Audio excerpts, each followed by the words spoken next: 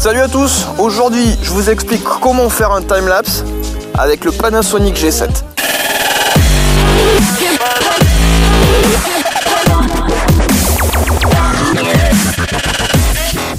Et oui, on a profité d'un petit week-end avec ma femme pour aller dans un endroit super sympa. Ça s'appelle le Mont Aiguille, c'est dans la Drôme, c'est pas très loin de la maison.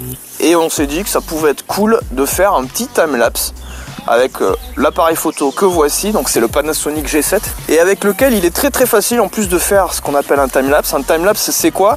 C'est un procédé photographique qui permet de voir à l'œil nu, en tout cas de voir de manière plus rapide, des actions qui se passent très lentement. Ça peut être le soleil qui tourne, ça peut être des nuages qui passent.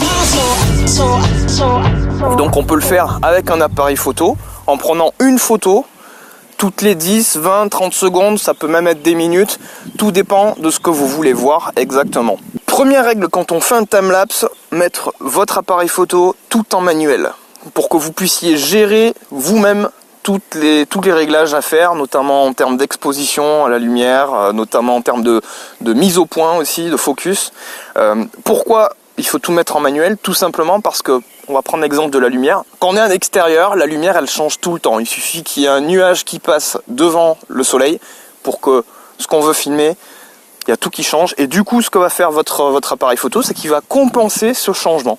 Vu qu'on va prendre une photo toutes les X secondes, ça veut dire que si lui il est en automatique, eh ben vos photos elles seront toutes avec un réglage différent. Et ça on le veut pas sur un timelapse. On veut que les réglages soient tout le temps pareils, que tout soit fluide, que la vidéo au final elle soit fluide. Donc il faut surtout pas que votre appareil photo soit en automatique.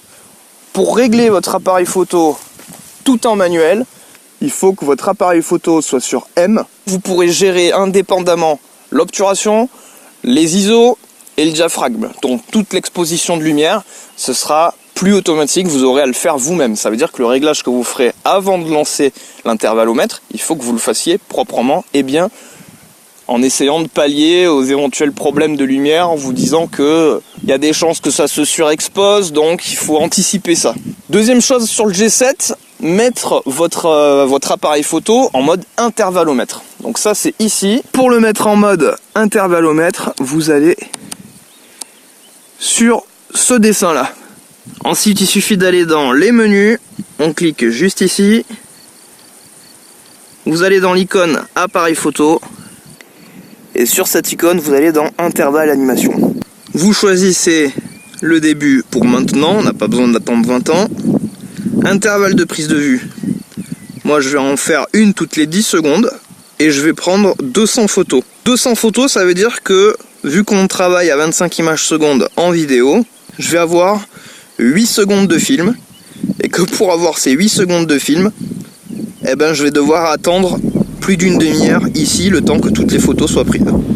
Une fois que vous avez fait vos réglages, vous retournez en arrière, le réglage est fait, hop, on quitte le menu, et on lance juste ici, sur le déclencheur, le timelapse. Et c'est parti pour une demi-heure.